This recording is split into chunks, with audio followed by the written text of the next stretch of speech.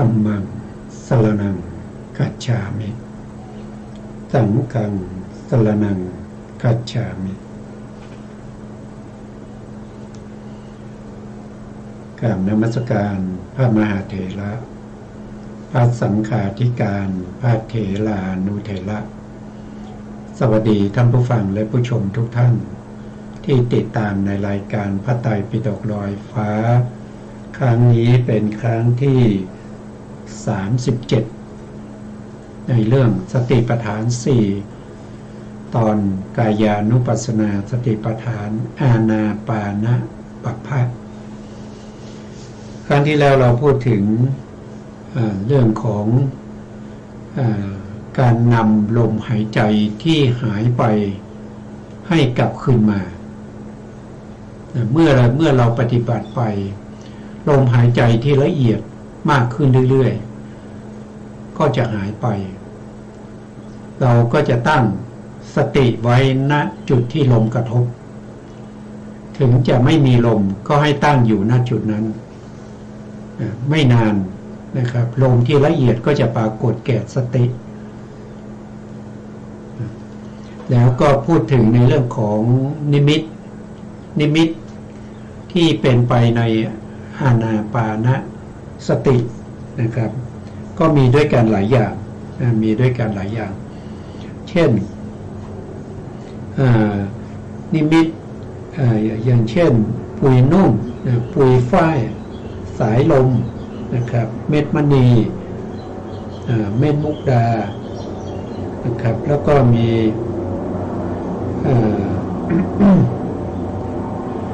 มีสร้อยสังวาลมีพวงดอกไม้มีเปลียวควันนะครับมีมากมายมีหลายอย่างนะครับไม่ได้เหมือนกับ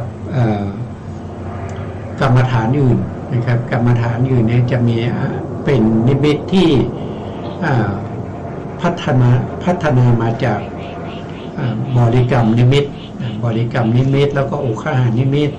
แล้วก็มาเป็นปฏิภาคนิมิตแต่ถ้าเป็นอานาปานสติเนี่ยมีหลากหลายขึ้นอยู่กับสัญญา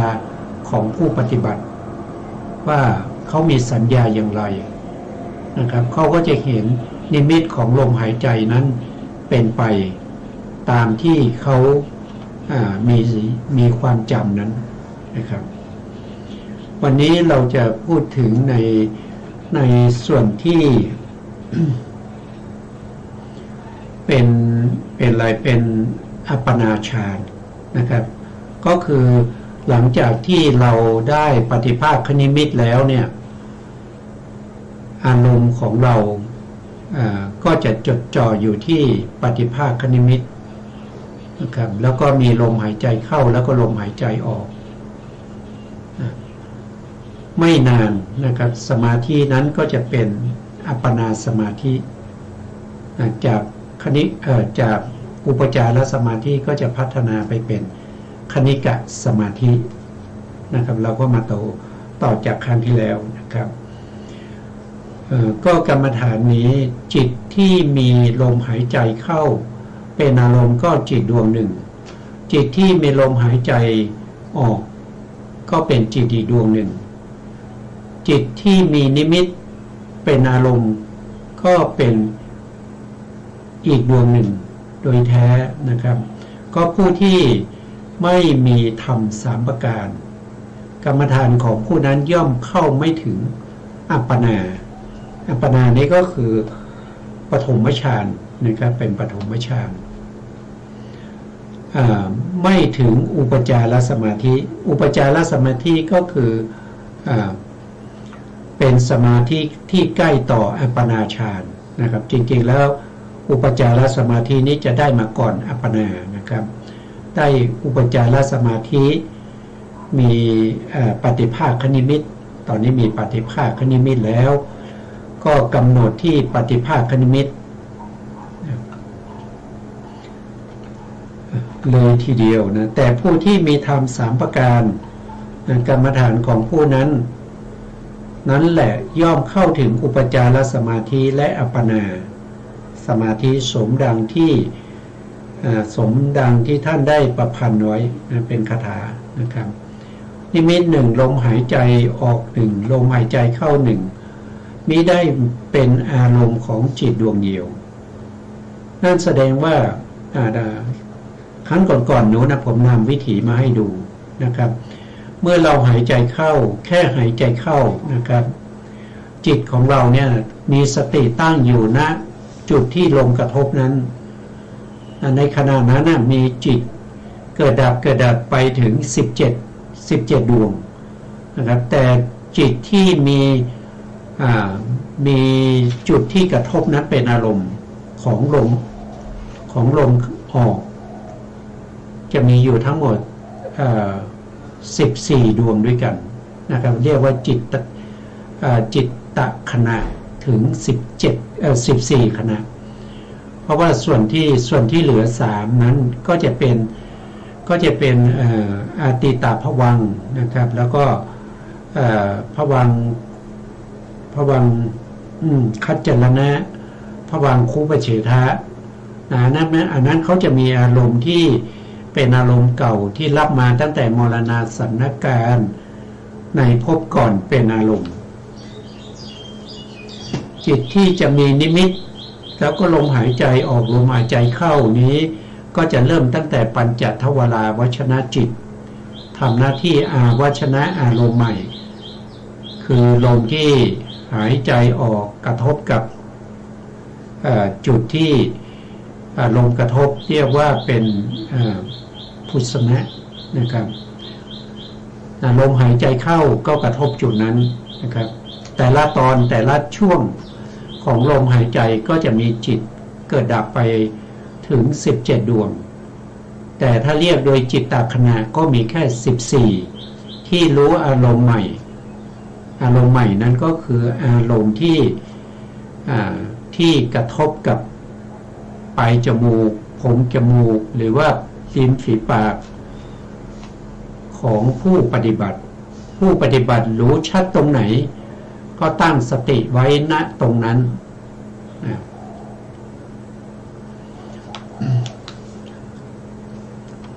เมื่อภิกษุไม่มีธรรมสามประการนะครับก็ไม่สามารถเข้าถึงอัปปนาฌานได้นะครับต้องมีอารมณ์สามประการคือมีนิมิตมีลมเข้ามีลมออกนะครับที่เป็นอารมณ์นะแต่ลมเข้าและลมออกหรือนิมิตเหล่านี้ก็ไม่ได้มีจิตดวงเดียวนะครับเป็นอารมณ์ของจิตดวงเดียวแต่มีจิตหลายๆดวงถ้ารู้อย่างนี้ภาวนาย่อมเจริญแล้วก็เข้าถึงอัปปนาเข้าถึงปฐมฌานได้ที่ท่านได้แต่งคาถาไว้นะครับต่อไปในข้อธรรมข้อที่232ลำดับแรกนะครับลำดับแรกเนี่ยคือหมายถึงว่าเมื่อผู้ปฏิบัติเนี่ยเข้าถึงได้เห็นนิมิตได้เห็นนิมิตแล้วนะครับเป็นนิมิตที่เป็นปฏิภาคนิมิตแล้วนะครับอันดับแรกก็คือภิกษุคนแรกสมมตินะเป็นอันดับแรกนะครับภิกษุนั้นเมื่อได้นิมิตอย่างนี้นะครับก็มีความคิดว่าจะไปถามอาจารย์นะครับไปถามอาจารย์พระอาจารย์ท่านก็จะมีอยู่2ในนะครับในแรกก็คือพระทีฆพานกาจารย์ทีฆพานกาจารย์เนี่ยก็คือได้แก่ผู้ที่เขาทรงพระไตรปิฎกนะครับเป็นอะไรเป็นวิปัสสนาจารย์เป็นผู้ที่คอยมาดูแลนะครับแต่ท่านทรงพระไตรปิฎกพระไตรปิฎกที่เป็นทีฆนิกายทีฆนิกายก็มีอยู่ทั้งหมด34สูตรนะครับเป็นสูตรที่ยาวๆเป็นสูตรยาวๆสูตรแรกก็คือได้แก่พรหมชาลสูตรก็จะพูดถึงเรื่องของศีลแล้วก็เรื่องของทิฏฐิทั้งหมด62ก็จะอยู่ในทีฆนิกายทีฆนิกายมีอยู่ทั้งหมด34สูตรถ้าแบ่งออกเป็น คัมภีร์ก็ได้3คัมภีร์นะครับก็มีคัมภีร์ที่1ก็จะชื่อว่าศีลขันธวรรคนะอันนี้เป็นวรรคแรกนะเป็นคัมภีร์แรกนะคัมภีร์ที่2ก็ชื่อว่ามหาวรรคนะคัมภีร์ที่3ก็เป็นปฏิกะวรรคมีอยู่3คัมภีร์ด้วยกันผู้ที่เชี่ยวชาญในเรื่องของทีฆนิกายก็จะได้ชื่อว่าเป็นพระทีฆพานกาจารย์เป็นผู้เชี่ยวชาญเป็นผู้ทรงไว้ซึ่งทีฆนิกายนั้นพระทีฆนิกายเนี่ยท่านก็กล่าวว่านะครับถ้าผู้ปฏิบัติมาถามนะครับก็เมื่อปรากฏอย่างนั้นแล้วเนี่ยก็ไปหาอาจารย์เมื่อไปหาอาจารย์แล้วอาจารย์ทีฆนิกายเนี่ยท่านก็บอกว่าไม่ควรที่จะบอกไม่ควรที่จะบอกว่านั่นคือนิมิตหรือไม่ใช่นิมิตแต่พึงบอกว่าเธอจงขยันกำหนดไปนะครับมนสิการไปให้บ่อยๆทำไมไม่บอกนะครับท่านก็บอกว่าถ้าอาจารย์บอกนะครับผู้ปฏิบัติเนี่ยบางท่านเนี่ยอาจจะหยุดพักเพราะอะไรก็เพราะว่าได้นิมิตแล้วนะครับได้นิมิตแล้วก็เลยหยุดพักหรือว่าดีใจ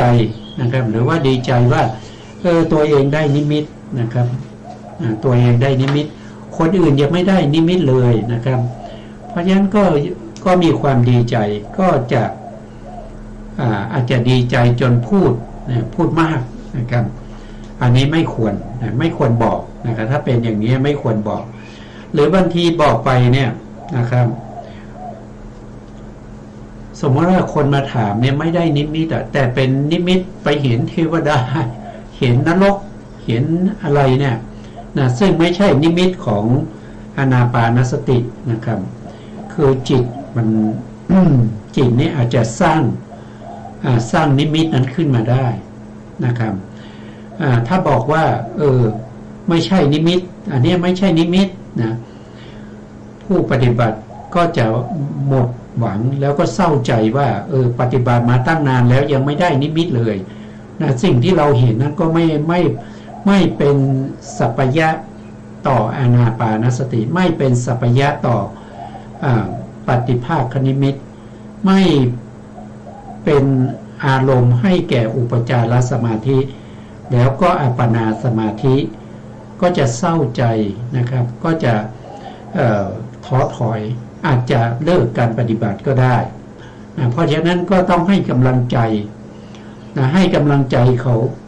นะครับว่าท่านปฏิบัติอย่างเงี้ยนะครับอย่างนี้นะให้มนสิการตรงนี้นะให้ใส่ใจไม่ควรบอกว่าเป็นนิมิตหรือไม่เป็นนิมิตแนะนำให้เขาตั้งใจปฏิบัติให้กำลังใจเขาครับอันนี้เป็นพระที่เป็นทีฆพานกาจารย์นะครับผู้ทรงไว้ซึ่งทีฆนิกายนั่นต่อมานะครับถ้าเป็น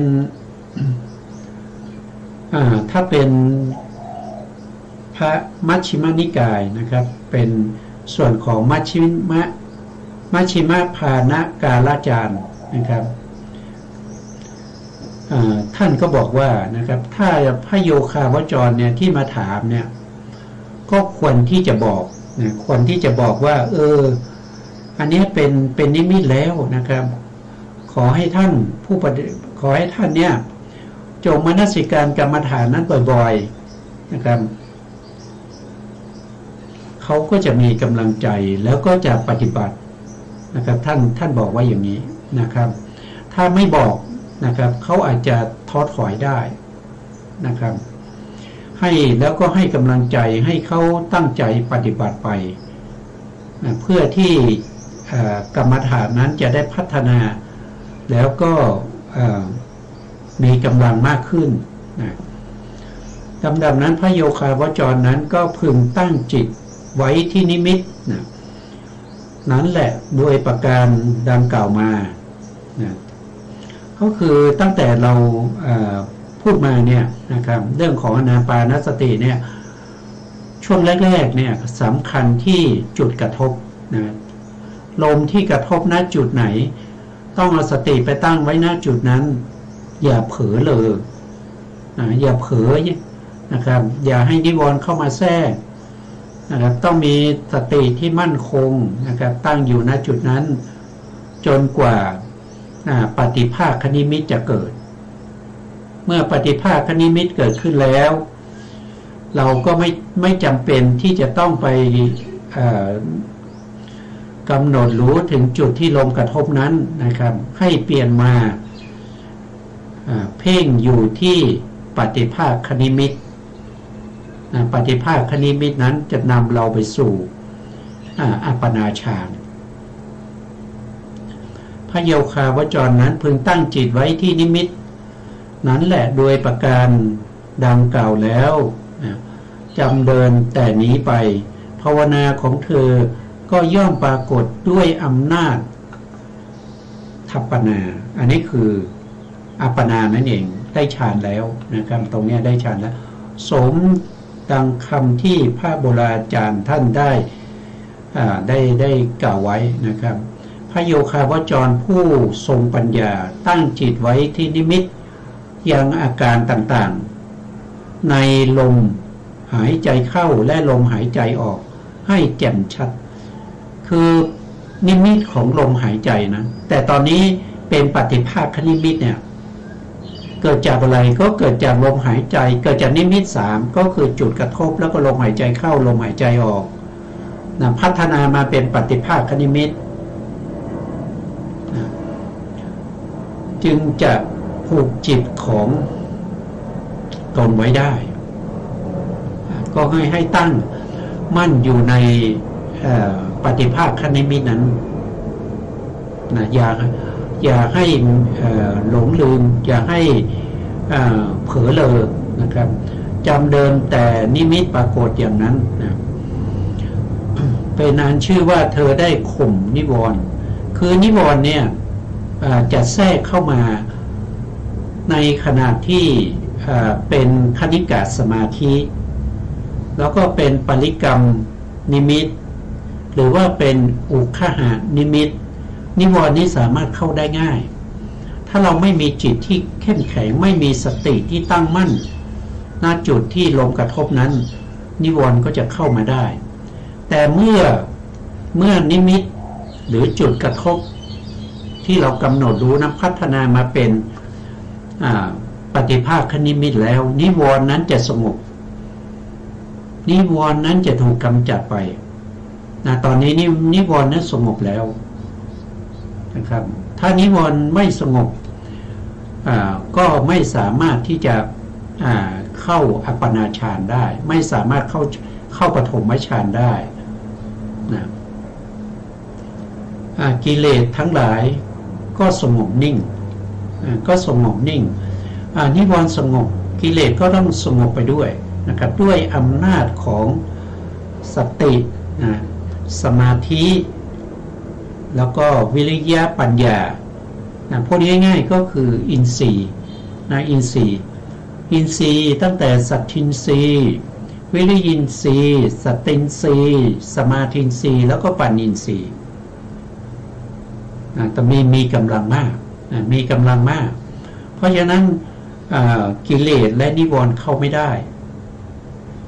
สมาธิก็พัฒนาเป็นอุปจารสมาธิแล้ว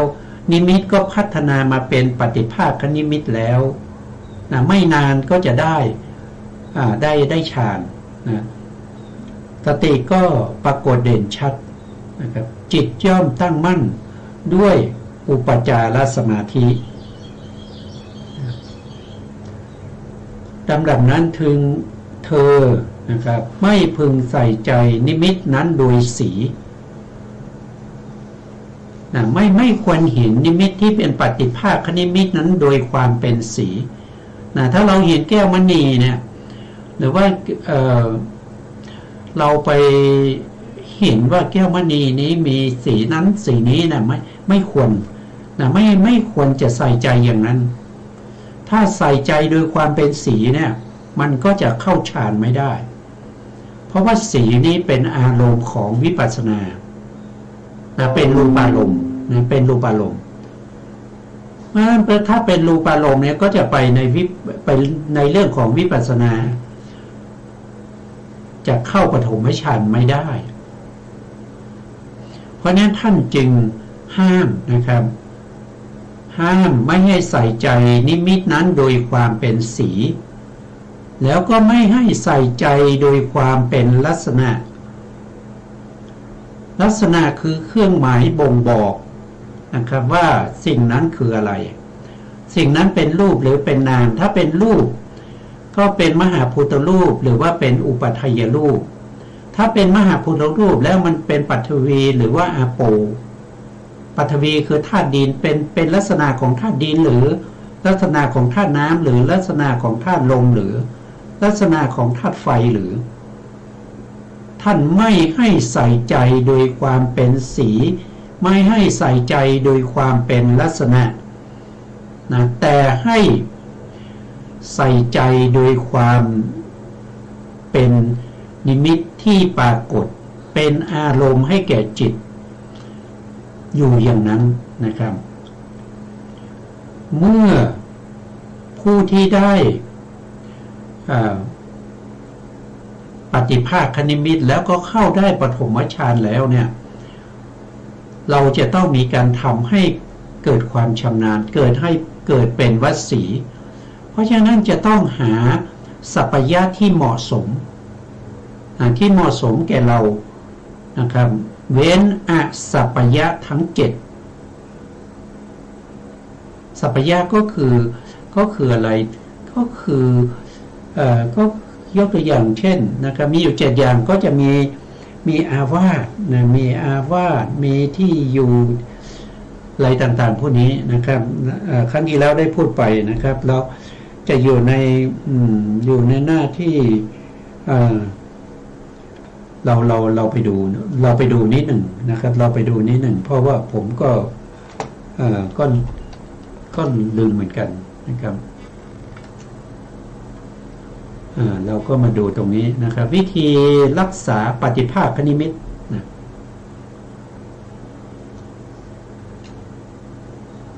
วิธีที่จะรักษาปฏิภาคนิมิตที่เราได้แล้วเนี่ย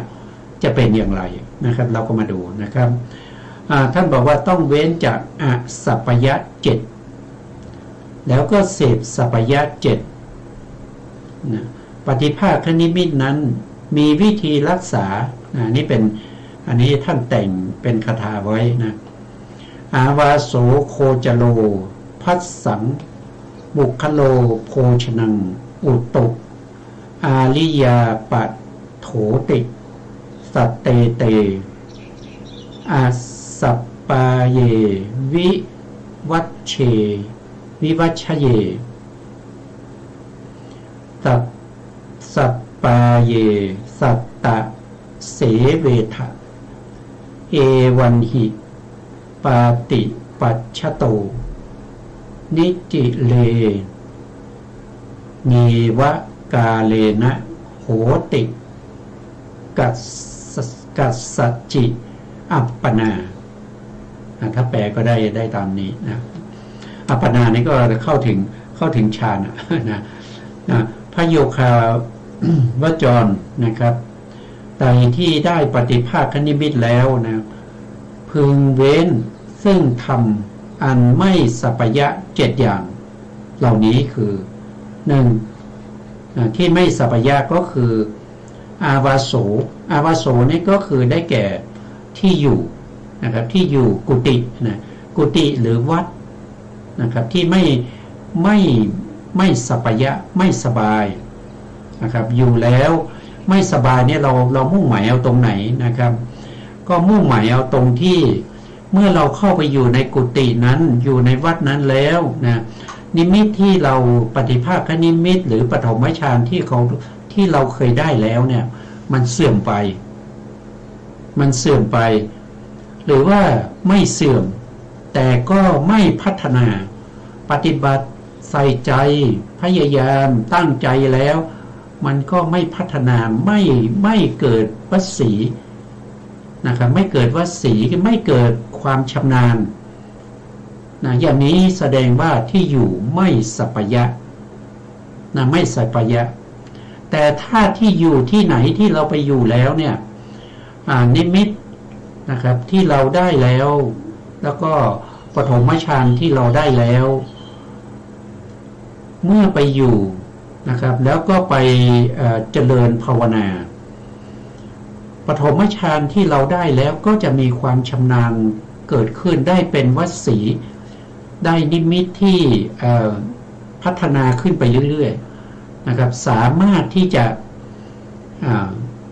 ละวิตกวิจารได้ขึ้นถึงทุติยฌานได้พัฒนากรรมฐานของเราลุดหน้าไปเรื่อยๆอันนั้นคือที่อยู่ที่อาศัยที่เป็นสัพพยะนะแต่ครั้งก่อนๆนู้นเราได้พูดกันเรื่องของที่อยู่นะครับที่อยู่ที่เป็นวัดที่อยู่ในที่ชุมชนนะครับอยู่ใกล้บ้านหรืออยู่ใกล้นิคมอยู่ใกล้ท่าน้ำอยู่ใกล้สวนผลไม้สวนดอกสวนผักอะไรพวกนี้ไม่เหมาะสมเพราะว่าจะมีเสียงดังจะรบกวนนะครับจะรบกวนเพราะว่าฌานเนี่ยมีเสียงเป็นปฏิปักษ์ถ้าเสียงดังฌานก็จะเสื่อมอันนั้นเป็นเรื่องของ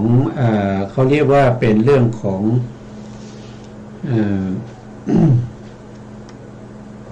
เรื่องของอะไรผมก็จำปริโภทนะมหาปริโภทนะเราได้พูดไปแล้วนะอันนั้นได้พูดไปแล้วแต่อันนี้เป็นเรื่องของสัพพยะนะครับสัพพยะก็วัดเอาที่กรรมฐานของเราเจริญคือเราต้องเว้นจากมหาปริโภททั้งหลายก่อนนะครับเราถึงจะได้ฌานนะได้ปฐมฌานนะครับเมื่อได้ปฐมฌานแล้วก็ต้องหาที่สัพพยะหรือว่าที่เก่าอาจจะสัพพยะกว่าที่ใหม่ก็ได้นะถ้าอยู่ที่เดิมแล้วเนี่ยกรรมฐานของเราพัฒนาเจริญขึ้นไปเรื่อยๆนั่นก็แสดงว่าที่เก่าของเรานะครับที่เราทำให้ได้มาซึ่งอานาปานสตินะครับเข้าถึงปฐมฌานเนี่ยตรงนั้นอาจจะเหมาะก็ได้นะครับหรือว่าจะหาที่ใหม่ก็แล้วแต่นะครับแล้วแต่ผู้ปฏิบัติที่เห็นว่าเหมาะสมแต่ที่เหมาะสมนั้นก็คือไปอยู่แล้วกรรมฐานต้องเจริญขึ้นนะไม่ใช่เสื่อมลงนะครับหรือว่าไม่ใช่อยู่ที่เดิมนะกรรมฐานอยู่ที่เก่าก็คือหมายถึงว่าไม่พัฒนาแล้วก็ไม่เสื่อมนะครับไม่พัฒนาแล้วก็ไม่เสื่อมก็ได้ปฐมฌานก็อยู่แค่ปฐมฌานนะครับจะลุดหน้าก็ไม่ไปจะถอยหลังก็ไม่ใช่อย่างนี้ก็ไม่ควรอยู่แล้วนะครับต้องไปหาที่อยู่ที่จะทำให้ปฐมฌานนั้นพัฒนาเป็นวสีจากวสีก็ไปเป็นทุติยฌานอย่างเงี้ยนะอันนั้นคือที่อยู่ที่สัพพยะแก่เราข้อที่สองท่านก็พูดถึงเรื่องของโคจโล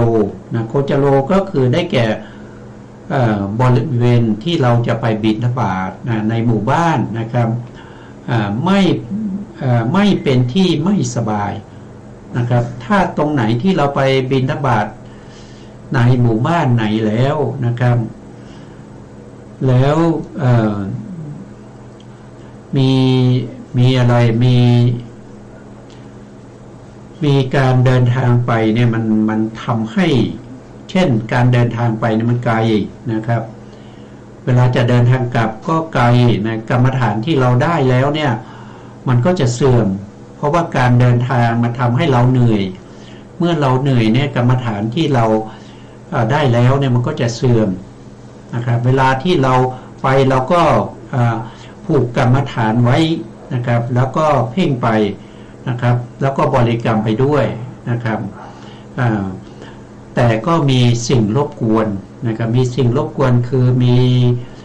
ชาวบ้านนะครับถามปัญหามากนะครับคนนั้นก็ถามคนนี้ก็ถามชาวบ้านพูดมาก นะครับ ก็จะทำให้กรรมฐานของเรานี้เสื่อมได้เพราะฉะนั้นอย่างนี้ก็ไม่ควรนะครับก็ต้องไปหาที่ใหม่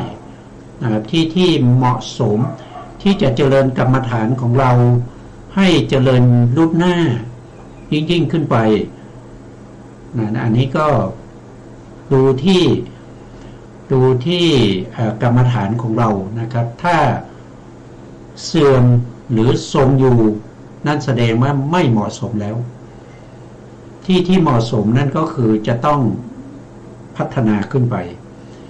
นะครับแล้วชาวบ้านที่เขาถามปัญหาเนี่ยเขาก็ถามปัญหาเกี่ยวกับเรื่องของมรรคน้อยสันโดษวิเวกปราลบความเพียรไม่คุกคีปัญหาพวกนี้ไม่ใช่พูดคุยในเรื่องของปัญหาทางเกี่ยวกับเรื่องของกรรมคุณเกี่ยวกับเรื่องของพยาบาทเกี่ยวกับเรื่องของวิหิงสาการเบียดเบียนนะครับถ้ามีปัญหาอย่างนี้เนี่ยกรรมฐานของเราไม่รุดหน้าแน่นอนนะครับก็ต้องเลือกต้องเลือกที่สัพพยะแก่เราพัสสังอันนี้พัสสังก็คือคำพูดคำพูดในที่นี้ก็คือหมายถึงว่าถ้าเราอยู่ในวัดเนี่ยสหธรรมิกนะครับหรือผู้ปฏิบัติธรรมร่วมกันเนี่ยพูดมากนะครับแล้วก็พูดแต่เรื่องของเดรัจฉานคาถานะครับเช่นพูดเรื่องของพระราชาพูดเรื่องของการเมืองเศรษฐกิจสังคมพูดแต่ปัญหาอะไรก็ไม่รู้นะครับไม่ได้พูดไปในการส่งเสริมให้กรรมฐานเจริญขึ้นไม่ได้พูดถึงเรื่องของอานาปานสติเรื่องของมากน้อยสันโดษวิเวกปราลบความเพียรไม่ได้พูดถึงเรื่องของศีลไม่ได้พูดถึงเรื่องของสมาธิเลยพูดแต่เรื่องของเดรัจฉานวิชาอย่างนี้แสดงว่าไม่เหมาะสมไม่สัพพยะไม่สัพพยะแล้วข้อที่4นะครับข้อที่4ก็คือเรื่องของบุคโลนะครับบุคโลก็เรื่องของบุคคลนะครับคือบุคคลที่เราต้องสัมผัสในแต่ละวันอย่างเงี้ยเพราะเราต้องไปบิณฑบาตเราก็ต้องมีการสัมผัสนะครับกับพระภิกษุสหธรรมิกที่ไปบิณฑบาตด้วยกันที่ไปในหมู่บ้านเดียวกันแล้วก็ชาวบ้านนะครับพวกนี้เป็นบุคคลที่สนับสนุนหรือส่งเสริมให้เราพัฒนาในเรื่องของเนกขัมมะพัฒนาในเรื่องของอัปปนาอย่างนี้ก็เป็นที่สัพพยะแต่ถ้าบุคคลเหล่านั้นมีแต่ปัญหามีแต่ปัญหานะครับมีปัญหาทุกวันนะครับไม่สงบไม่สงบมากนะครับมากไม่สันโดษไม่ปรารภความเพียรพูดคุยกันอยู่เรื่อยนะครับอันนั้นก็ไม่เหมาะสมก็จะทำให้กรรมฐานของเราเนี่ยมันเสื่อมอย่างนี้เราต้องไปหาที่ใหม่ไปหาที่เหมาะสมนะครับข้อที่5ก็เรื่องของโภชนังโภชนังก็คือเรื่องของอาหารนะครับอาหารเนี่ยที่เราไปบิณฑบาตเนี่ยที่เรามาฉันเนี่ยอาหารบางอย่างมันเป็นอาหารที่มันแสลงกับเราเพราะว่าเราเลือกไม่ได้เราไปบิณฑบาตเราไม่สามารถที่จะบอกญาติโยมเขาได้ว่าให้ใส่บาตรนั้นนะให้เอานั้นใส่บาตรนะเราพูดไม่ได้หรือว่าเราจะไปเทียบเคียงหรือว่าไปทำสัญลักษณ์ให้เขารู้ว่าเราต้องการอะไรอย่างนี้ก็ทำไม่ได้เพราะฉะนั้นเนี่ยอาหารเราก็ต้องสัพพยะก็คือเราจะต้องรู้ว่าอาหารไหนที่มันเหมาะสมกับเราแล้วก็เราฉันอาหารประเภทไหนแล้วทำให้กรรมฐานของเราเจริญก้าวหน้าเช่นอาหารที่มีรสเผ็ดอาหารที่มีรสเปรี้ยวหรือว่าอาหารที่มีรสกลมกล่อมนะครับไม่เค็มไม่ ไม่มันเกินไปอะไรพวกนี้นะครับเราก็ต้องรู้นะครับครั้งที่แล้วก็พูดถึงนะครับพูดถึงเรื่องของอาหารบิณฑบาตนะครับถ้าอาหารบิณฑบาตที่เราได้มาเนี่ยมันแสลงกับเราเนี่ยเราก็ควรจะเอาอาหารของเราเนี่ยไปแลกกับพระภิกษุที่ชอบพอกันนะครับที่เราชอบพอกันนะครับที่เขาทานอาหารนี้แล้วเขาไม่แสลงเขาทานได้นะครับก็ไปแลกเปลี่ยนอาหารได้อย่างนี้ก็ยังถือว่าเป็นผู้ที่มักน้อยสันโดษอยู่นะครับก็เป็นบุคคลที่ใส่ใจนะครับในเรื่องของอาหารนะว่าอาหารนี้แสลงกับเราไหมอาหารนี้จะทำให้กรรมฐานของเราที่ได้แล้วมันเสื่อมหรือเปล่าอาหารนี้เราทานเข้าไปแล้วจะเป็นเหตุเป็นปัจจัยให้กรรมฐานของเราเนี่ยพัฒนาขึ้นหรือเปล่าจากปฐมฌานเนี่ยสามารถละวิตกสามารถละวิจารขึ้นสู่ทุติยฌานได้ไหมอย่างนี้เราต้องรู้นะครับเราต้องรู้ถ้าไม่รู้มันก็ไม่สามารถที่จะพัฒนากรรมฐานของเราให้เจริญยิ่งขึ้นไปได้นะจำเป็นนะสิ่งเหล่านี้จำเป็นนะต่อไปข้อที่6ก็เรื่องของอุตุนะเรื่องของอุตุก็คือเรื่องของอากาศนะอากาศเนี่ยบางที่มันอาจจะร้อนนะบางที่อาจจะร้อนบางที่อาจจะเย็นนะบางที่อาจจะอุณหภูมิเหมาะสมนะเพราะว่าพระภิกษุหรือบุคคลเนี่ยบางคนเนี่ยเขาชอบอากาศประเภทที่ร้อนนิดๆนะบางคนก็ชอบที่มันเย็นๆบางคนก็ชอบอย่างเช่นนะ28 องศาอย่างเนี้ยนะครับหรือว่า27 องศาหรือว่า26หรือว่า25บางคนอาจจะเย็นหน่อยก็24อย่างเนี้ย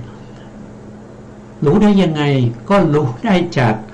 กรรมฐานเป็นหลักนั่นเองนะครับก็ดูที่กรรมฐานของเรากรรมฐานที่เราได้แล้วสามารถพัฒนาเจริญขึ้นไปได้ไหมหรือว่ากรรมฐานของเรามันทรงอยู่ที่เก่านะครับไม่สามารถพัฒนาขึ้นไปเสื่อมก็ไม่เสื่อมอย่างนี้ก็ถือว่าไม่เหมาะสมนะจะต้องดูที่กรรมฐานดูที่คันธะทุละของเราเนี่ยพัฒนาขึ้นไปไหมถ้าพัฒนาขึ้นไปเรื่อยๆนั่นแสดงว่าอากาศนั้นเหมาะสมกับเรานะครับแต่ปกติเรารู้อยู่แล้วนะครับว่าเราชอบอากาศแบบไหนนะชอบร้อนนิดๆหรือว่าเย็นหน่อยๆก็บุคคลนั้นเขาจะรู้เองนะครับเขาจะรู้นะเขาจะรู้แล้วก็ข้อที่7ก็เรื่องของอิริยาปัฏโถอิริยาปัฏโถก็คือหมายถึงว่าแต่ละท่านแต่ละคนเนี่ยนะครับการเจริญกรรมฐานเนี่ยอาจจะมีอิริยาบถที่สัพพยะบางคนก็ชอบนั่งนะครับเวลานั่งแล้วกรรมฐานเจริญนะครับพัฒนาขึ้นเรื่อยๆบางคนเวลานั่งแล้วเนี่ยกรรมฐานไม่พัฒนานะคืออาจจะง่วงนะครับทีหน้ามิท่าเนี่ยมันรบกวนนะก็ใช้อิริยาบถยืนนะใช้อิริยาบถยืนนะบางท่านก็ชอบอิริยาบถในการเดินนะเดินจงกรมนะในสมัยพุทธกาลนี้ก็มีพระภิกษุมากรูปนะที่ชอบในการเดินจงกรมบรรลุด้วยการเดินจงกรมก็มากนะครับบางท่านเนี่ยท่านจะอธิษฐานนะครับไม่ใช้อิริยาบถนอนนะอย่างเช่นพระสารีบุตรเนี่ยท่านก็ไม่ใช้อิริยาบถนอนท่านจะมีอิริยาบถ3นั่นก็คือยืนนะยืนนั่งนะยืนนั่งแล้วก็เดินนะครับเดินยืนนั่งก็ใช้อิริยาบถทั้ง3นะไม่ใช้อิริยาบถนอนนะก็ขึ้นอยู่กับแต่ละท่านนะแต่ละท่านอิริยาบถไหนที่เหมาะสมนะมีในสมัยพุทธกาลก็มีพระภิกษุนะอยู่รูปหนึ่งนะครับก็สมาทานอิริยาบถนอนนะครับท่านจะนอน7 วันนะครับท่านจะนอนกำหนดกรรมฐานอยู่7 วันนะเสร็จแล้ว นะท่านก็จะนั่ง7 วันแล้วก็ยืน7 วันแล้วก็เดิน7 วันนะจนในที่สุดนี้ท่านได้ตรัสรู้เป็นพระอรหันต์นะนั่นแสดงว่าอิริยาบถแต่ละช่วงแต่ละตอนเนี่ยของท่านเนี่ยท่านสัพพยะกับอิริยาบถเหล่านั้นนะครับชอบนะทำให้กรรมฐานของท่านนี้พัฒนาเจริญขึ้นนะนี่ก็ขึ้นอยู่กับอิริยาบถของแต่ละบุคคลนะครับแต่ละบุคคลนะครับอันนี้ก็เรียกว่าเป็นอะไรเป็นสัพพยะนะสัพพยะกับอสัพพยะสัพพยะกับอสัพพยะนี่วัดกันด้วยกรรมฐานนะกรรมฐานเจริญนั่นแสดงว่าที่อยู่นะครับหรือว่าที่โคจรไปบิณฑบาตหรือว่าที่สหธรรมิกนะครับที่สนทนาธรรมกันแล้วก็เป็นบุคคลเป็นโภชนะเป็นอุตุเป็นอิริยาบถเนี่ยมันเหมาะสมกับเราจึงมีกรรมฐานที่พัฒนาขึ้นแล้วก็เจริญขึ้นเรื่อยๆนะครับจากปฐมฌานทำให้เกิดวสีมีความชำนาญนะครับวสี5นะครับยังจำได้นะครับวสี5หนึ่งก็คือวชนะวสีชำนาญในการหน่วงนึกนะ2ก็คือสมาบัติวสีก็คือชำนาญในการเข้านะ3ก็คือวุฒฐานวสีก็คือชำนาญอยู่ในสมาบัตินั้นแล้วก็อธิษฐานนี่ชำนาญในการอยู่นะครับชำนาญในการอยู่ในฌานนั้นนะครับแล้ววุฒฐานะก็ชำนาญในการออกให้ตรงเวลาแล้วก็ปัจเจเวกขณวสีชำนาญในการพิจารณาองค์ฌานนะพวกนี้ต้องทำให้เกิดวสีก่อนนะถ้าไม่ได้วสีเนี่ยมันอย่างสมมติเราได้ปฐมฌานใช่ไหมครับเราได้ปฐมฌานแล้วเราก็ทำวสีได้บ้างไม่ได้บ้างนะครับบางอย่างก็ได้บางอย่างก็ไม่ได้นะครับ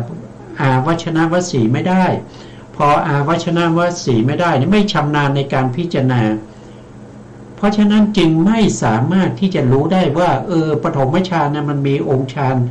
คือวิตกวิจารปิติสุขเอกคตาแล้วก็องค์ฌานที่มันหยาบคือวิตกกับวิจารเนี่ยมันหยาบมันทำให้ฌานดุบ่อยนะครับไม่สามารถที่จะพิจารณาอย่างนี้ได้พิจารณาองค์ฌานก็พิจารณาองค์ฌานไปแต่มองไม่เห็นว่าวิตกกับวิจารเนี่ยมันเป็นองค์ฌานที่หยาบนะครับจึงไม่ได้ใส่ใจว่าจะทำยังไงจะขึ้นฌาน2ได้เพราะว่าวิตกกับวิจารเนี่ยถ้ายังมีอยู่ถ้ายังยินดีอยู่ในวิตกวิจารอยู่ฌาน2ขึ้นไม่ได้นะเพราะเราไม่เห็นโทษของความหยาบของปฐมฌานอันมีองค์ฌานที่เป็นวิตกกับวิจารนี้ประกอบอยู่เราต้องพิจารณาด้วยปัจเจเวกขณวสีคือมีความชำนาญในการพิจารณาจนเห็นว่าวิตกวิจารเนี่ยเป็นองค์ฌานที่หยาบเมื่อองค์ฌานที่หยาบเนี่ยเราจะได้ฌานที่ละเอียดกว่าปฐมฌานเนี่ยก็ต้องละวิตกกับวิจารนะถ้าเขาไม่เกิดวสีเขาจะไม่รู้นะเขาก็ยินดีอยู่ในปฐมฌานต่อไปนะครับนะก็ต้องทำอย่างนี้นะครับเมื่อได้ปฐมฌานก็ต้องมีการฝึกซ้อมปฐมฌานให้เกิดเป็นวสีทั้ง5ให้ได้เมื่อได้วสีทั้ง5ก็จะรู้วิธีการที่จะละองค์ฌานที่หยาบเพื่อจะขึ้นทุติยฌานนะพอขึ้นทุติยฌานก็จะต้องทำให้เกิดวสีในทุติยฌานแล้วก็พิจารณาก็จะไปเห็นว่าปิติองค์ฌานที่เป็นปิติเนี่ยมันเป็นองค์ฌานที่หยาบมันเป็นองค์ฌานที่ประจำอยู่ในทุติยฌานถ้าเราละปิตินี้ไม่ได้เราจะขึ้นตติยฌานไม่ได้เขารู้อย่างนี้เขาก็ปฏิบัติเพื่อจะละปิตินะครับจนในที่สุดเขาละได้เขาก็ขึ้นอยู่ตติยฌานพอถึงตติยฌานเนี่ยเขาก็ต้องทำให้เกิดเป็นวสี เกิดความชำนาญแล้วก็จะเห็นว่าตัวสุขเนี่ยเป็นตัวที่มีปัญหาสุขนี้มีปัญหาคือมันเป็นองค์ฌานที่ประจำอยู่ในตติยฌานเราต้องการได้ฌานที่มันละเอียดกว่านี้เพราะยังมีฌานที่ละเอียดกว่านี้ก็คือจตุตถฌานเพราะฉะนั้นเขาก็จะต้องเว้นตัวสุขนะพยายามปฏิบัติเว้นสุขที่เป็นองค์ฌานประจำอยู่ในตติยฌานเมื่อเว้นได้ก็ขึ้นจตุตถฌานก็คือฌานที่สี่เนี่ยก็ไปถึงฌานที่สี่ก็คือจตุตถฌานนะเมื่อไปถึงจตุตถฌานเนี่ยนะครับถ้าอยากจะทำรูปต่อไปอานาปานสตินี้จะเป็นบาตในการทำอากาสานัญจายตนะฌานไม่ได้นะจะเป็นบาตในการจะไปเจริญอากาสานัญจายตนะฌานซึ่งเป็นรูปฌานด้วยการเพิกปฏิภาคนิมิตมันทำไม่ได้นะเขาต้องรู้เลยเขาต้องมีปริยัตินะเพราะฉะนั้นเขารู้อย่างนี้เขาอยากจะได้อากาสานัญจายตนะเนี่ยเขาต้องเปลี่ยนกรรมฐานเปลี่ยนอานาปานสติกรรมฐานที่เป็นฌานสี่นี้ไปเป็นกสิณนะไปเป็นกสิณจะเป็นปฐวีกสิณหรือว่าเป็นอโปกสิณเป็นเตโชกสิณวายโยกสิณหรือว่าจะเป็นวัณณกสิณนะครับเช่นโอทตากสิณก็คือเพ่งสีขาวหรือว่าจะเป็นประเภทที่เป็นโลหิตกสิณก็คือสีแดงหรือว่าเป็นปิตกสิณก็คือสีเหลืองหรือว่าจะเป็นนีลกสิณนั่นคือสีเขียวเข้มนะครับพวกนี้จะสามารถที่จะเพิกกสิณได้เขาได้อานาปานสติจนถึงจตุตถฌานแล้วเขาจะเปลี่ยนอารมณ์ไปเป็นกสิณไม่ยากนั่นไม่ยากทำไม่ยากนะครับเมื่อเขาเห็นเช่นนะครับเขาเห็นลานข้าวหรือว่าที่เขาตากข้าวหรือว่าเห็นดินนะเขาก็เพ่งดินแล้วก็ภาวนาไปไม่นานเขาก็ได้กสิณได้ปฐวีกสิณแล้วก็เพิ่มปฐวีกสิณก็เข้าสู่อากาสานัญจายตนะนี่ก็เป็นรายละเอียดเราจะมีการศึกษาในเรื่องของสมถกรรมฐานกันอีกครั้งหนึ่งนะครับแต่ตอนนี้เราพูดเฉพาะในเรื่องของ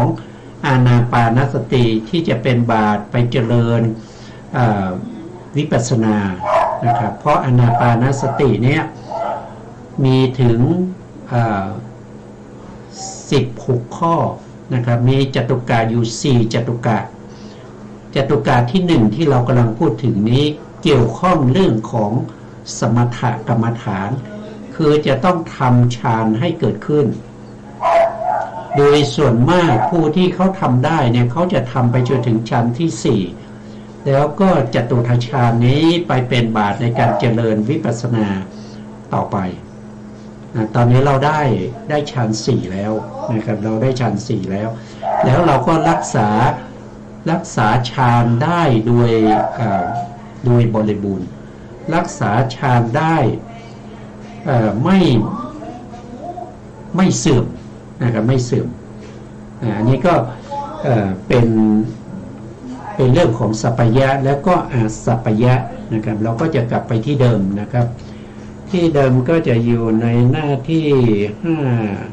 517นะ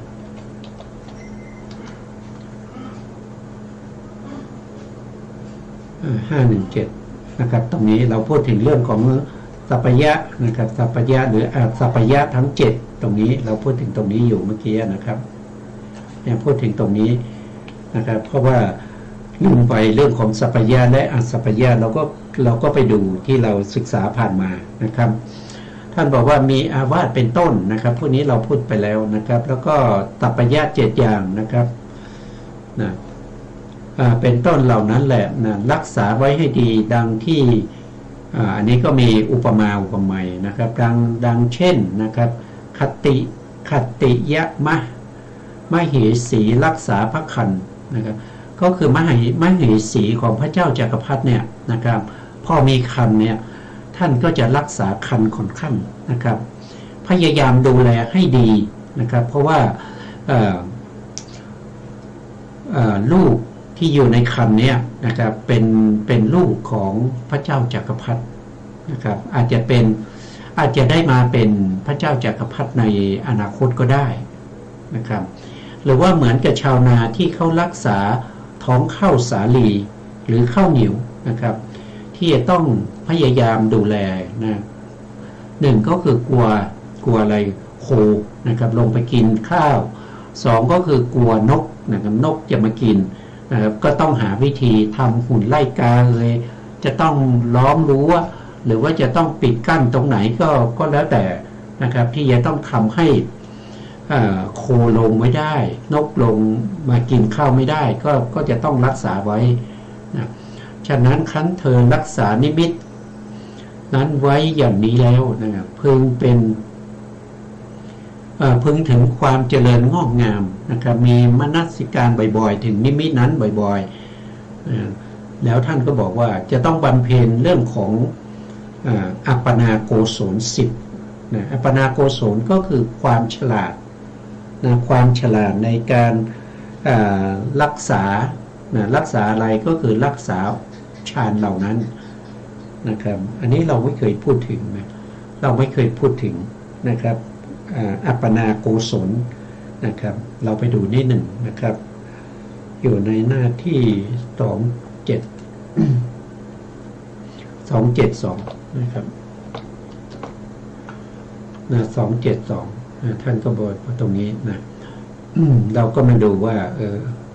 รายละเอียดของท่านเป็นยังไงนะ